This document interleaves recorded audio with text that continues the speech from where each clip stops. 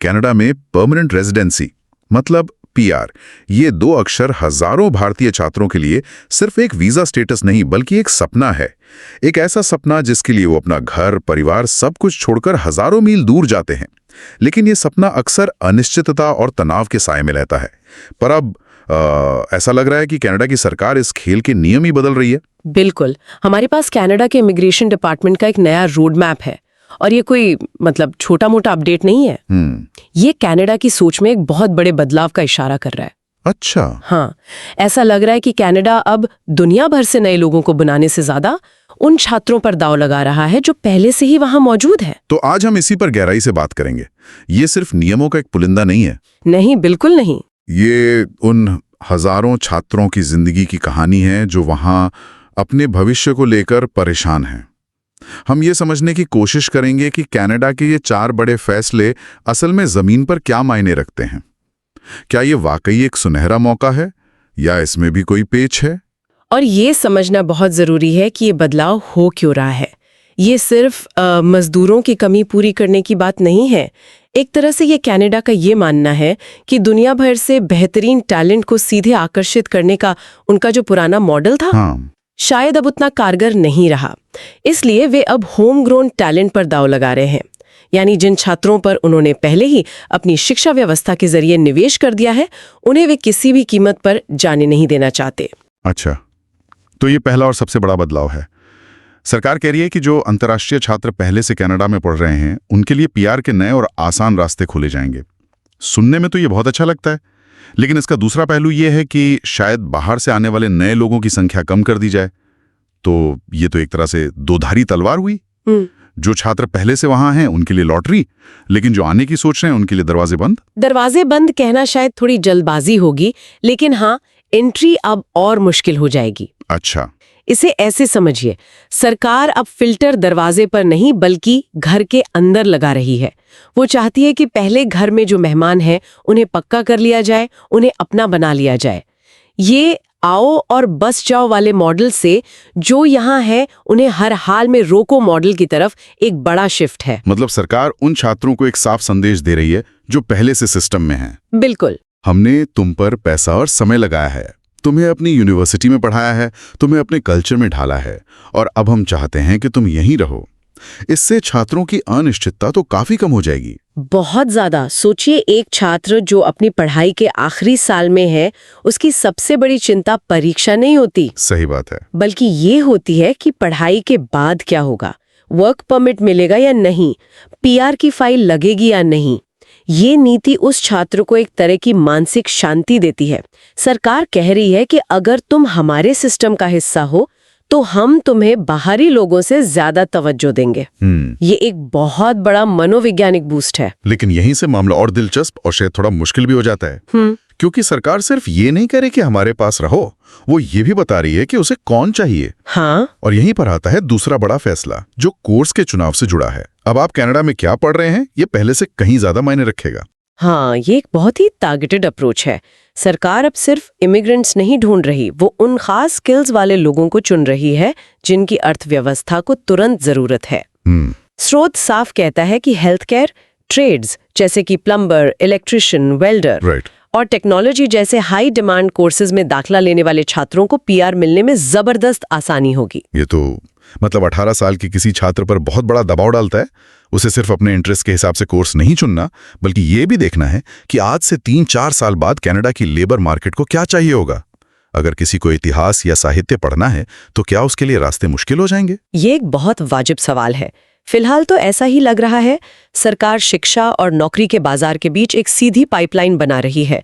वो चाहती है कि छात्र कॉलेज से निकलते ही सीधे उन नौकरियों में जाएं जो खाली पड़ी हैं।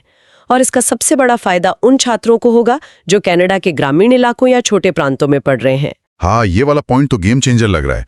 पहले नियम ये था कि आप 2 साल की पढ़ाई करो, फिर आपको 2 या 3 साल का वर्क परमिट मिलेगा, आप काम करके अनुभव हासिल करो और फिर उस अनुभव के आधार पर पीआर के लिए अप्लाई करो। जी, ये एक लंबा रास्ता था, लंबा और अनिश्चित। कई बार छात्र सही नौकरी नहीं ढूंढ पाते थे या उनका वर्क परमिट खत्म होने लगता था, बहुत तनाव रहता था। लेकिन अब स्रोत के मुताबिक अगर आपने किसी हाई डिमांड फील्ड में पढ़ाई की है, मान लीजिए आपने सैस्कैचुअन के किसी कॉलेज से नर्सिंग का कोर्स किया है जी जहां नर्सों की भारी कमी है, जी तो आप अपनी पढ़ाई पूरी करते ही सीधे पीआर के लिए आवेदन कर सकते हैं। वाह आपको सालों तक वर्क परमिट पर रहने और अनुभव इकट्ठा करने की जरूरत नहीं है। ये तो पूरी प्रक्रिया को ही छोटा कर देता है। बिल्कुल, ये एक तरह से एजुकेशन टू रेजिडेंसी पाथवे है। सरकार कह रही है कि अगर आपने हमारी जरूरत के हिसाब से सही जगह पर सही पढ़ाई की है तो हम आपको तुरंत अपना लेंगे। ये प्रांतों के लिए भी एक बहुत बड़ा हथियार है। अब वो अपने स्थानीय जरूरतों के हिसाब से छात्रों को आकर्षित कर सकते हैं। अल्बर्टा को तेल और गैस के लिए टेक्नीशियन चाहिए तो वो उस कोर्स के छात्रों को फास्ट ट्रैक पीआर दे सकता है। नोवा स्कोशिया को हेल्थ केयर वर्कर चाहिए तो वो उन्हें प्राथमिकता दे सकता है। ये बहुत ही सोची समझी और स्थानीय स्तर की रणनीति है। तो सरकार ने ये तो तय कर लिया कि उसे कौन चाहिए, यानी हाई डिमांड कोर्स वाले छात्र। लेकिन सबसे बड़ी परेशानी तो तब आती है जब आपका वर्क परमिट खत्म होने वाला हो और पीआर की फाइल सरकारी दफ्तरों में अटकी पड़ी हो। इस सिरदर्द का भी ऐसा लगता है आपको इलाज निकाला जा रहा है। और ये शायद छात्रों के लिए सबसे बड़ी राहत की खबर है। ये तीसरा बड़ा फैसला है। अब तक होता ये था कि वर्क परमिट की एक्सपायरी डेट एक तलवार की तरह छात्रों के सिर पर लटकी रहती थी। अगर आपका पीआर का फैसला आने से पहले परमिट खत्म हो गया तो या तो आप उसे बढ़वाने के लिए भागदौड़ करो या फिर आपको कनाडा छोड़ना पड़ सकता था। मैंने ऐसे कई किस्से सुने जहां लोगों को सिर्फ कुछ हफ्तों के गैप की वजह से वापस जाना पड़ा। सारी मेहनत पर पानी फिर जाता था। अब ऐसा नहीं होगा। नए प्रस्ताव के मुताबिक अगर आपकी पीआर एप्लीकेशन प्रक्रिया में है और आपका वर्क परमिट खत्म होने वाला है तो वो अपने आप बढ़ जाएगा। अपने आप? हाँ, अपने आप। आपको कोई नई एप्लीकेशन नहीं डालनी, कोई फीस नहीं भरनी। आप बिना किसी रुकावट के काम करते रह सकते हैं और अपने पीआर के फैसले का इंतजार कर सकते हैं। ये प्रक्रिया से एक बहुत बड़े तनाव वाले हिस्से को ही हटा देता है। ये सुनने में तो बहुत अच्छा लगता है कि वर्क परमिट अपने आप बढ़ जाएगा, लेकिन क्या इसका एक मतलब ये भी नहीं है कि सरकार छात्रों को कम वेतन वाली नौकरियों में और लंबे समय तक उलझाए रख सकती है, क्योंकि अब उनके पास देश छोड़ने का दबाव नहीं होगा। वो शायद बेहतर मौके की तलाश करने के बजाय उसी नौकरी में फंसे रहेंगे, ये सोचकर कि चलो कम से कम स्टेटस को बना हुआ है। ये एक बहुत ही अच्छा पॉइंट है और एक संभावित खतरा भी। सरकार को ये सुनिश्चित करना होगा कि इस नियम का फायदा उठाकर एम्प्लॉयर्स छात्रों का शोषण ना करें। लेकिन इसका दूसरा पहलू ये है कि ये उन ईमानदार छात्रों को सुरक्षा देता है जो सिस्टम की धीमी रफ्तार की वजह से सजा भुगतते थे। और इसी से जुड़ा चौथा बिंदु भी है जो इस सुरक्षा को और मजबूत करता है, वो है CRS स्कोर। CRS स्कोर हर छात्र की जिंदगी का सबसे बड़ा विलन। आप सब कुछ सही करते हैं, अच्छी पढ़ाई, अच्छा काम, अच्छी अंग्रेजी, और फिर पता चलता है कि आप कट ऑफ से सिर्फ 2 पॉइंट पीछे रह गए। दिल टूट जाता है। बिल्कुल। CRS यानी कॉम्प्रिहेंसिव रैंकिंग सिस्टम, ये एक्सप्रेस एंट्री पूल में आपकी रैंकिंग तय करता है। जिसके पॉइंट ज्यादा होते हैं उसे पीआर का न्योता पहले मिलता है। अब चौथा बड़ा बदलाव है कि जिन अंतर्राष्ट्रीय छात्रों ने कनाडा से डिप्लोमा या डिग्री पूरी की है उनका CRS स्कोर अपने आप बढ़ जाएगा। उन्हें अपनी कनाडाई शिक्षा के लिए अतिरिक्त अंक मिलेंगे। मतलब सरकार अब साफ तौर पे कह रही है कि कनाडा की डिग्री दुनिया के किसी और देश की डिग्री से ज्यादा कीमती है। हाँ, कम से कम पीआर के मामले में तो है। हाँ, और ये उसी होम ग्रोन टैलेंट वाली थ्योरी को और पुख्ता करता है। इन दोनों बदलावों को एक साथ देखिए, वर्क परमिट का ऑटोमेटिक एक्सटेंशन और CRS स्कोर में बढ़ोतरी। सरकार उन उम्मीदवारों के रास्ते से हर छोटी बड़ी रुकावट हटा रही है जिन्हें वो रखना चाहती है। वो नहीं चाहती कि होनहार लोग सिर्फ इसलिए सिस्टम से बाहर हो जाएं क्योंकि उनका वर्क परमिट गलत समय पर खत्म हो गया या वे कुछ अंकों से CRS कट ऑफ से चूक गए। ठीक है, तो ये कोई नीतियों और प्रस्तावों की बातें, लेकिन असली कहानी तो आंकड़े बताते हैं। क्या जमीन पर इसका कोई असर दिखना शुरू हुआ है? बिल्कुल, और हमारे स्रोत में इसके पुख्ता सबूत हैं। जनवरी 2026 में कैनेडियन एक्सपीरियंस क्लास के तहत एक बहुत बड़ा ड्रॉ हुआ। एक मिनट, ये कैनेडियन एक्सपीरियंस क्लास क्या है? इसे जरा आसान भाषा में समझाएं। जरूर। ये पीआर का एक खास रास्ता है। इसका सीधा सा मतलब है, अगर आपने कनाडा में रहकर पढ़ाई या काम किया है और आपके पास कम से कम 1 साल का कैनेडियन वर्क एक्सपीरियंस है, तो सरकार आपको बाकियों से ज्यादा तवज्जो देती है क्योंकि आप उनके सिस्टम को, उनके वर्क कल्चर को पहले से समझते हैं। आप उनके लिए एक जाने पहचाने कैंडिडेट हैं, कोई अनजान व्यक्ति नहीं। समझ गया।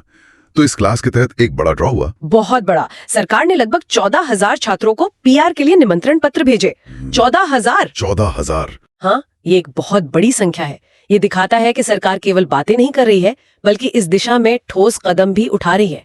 वो सक्रिय रूप से उन छात्रों को बुला रही है जो पहले से ही कनाडा में काम कर रहे हैं। और उस ड्रॉ के लिए CRS स्कोर क्या था? क्योंकि आखिर में तो सारा खेल उसी का है। उस ड्रॉ के लिए CRS स्कोर 509 या 510 के आसपास था। अच्छा। लेकिन यहाँ सबसे उम्मीद भरी बात यह है, स्रोत का अनुमान है कि आने वाले समय में CRS स्कोर में और गिरावट आएगी। ये 500 के मनोवैज्ञानिक स्तर से भी नीचे आ सकता है। 500 से नीचे? ये तो हजारों भारतीय छात्रों के लिए बहुत बड़ी खबर है, क्योंकि 500 का आंकड़ा पार करना बहुतों के लिए एक बड़ी चुनौती होती है। अगर ये 480 या 490 तक आ जाता है तो अचानक से बहुत सारे लोग क्वालिफाई कर जाएंगे। एकदम सही। सीआरएस स्कोर का 500 से नीचे जाना एक बहुत बड़ा मनोवैज्ञानिक और व्यावहारिक अवरोध हटा देगा।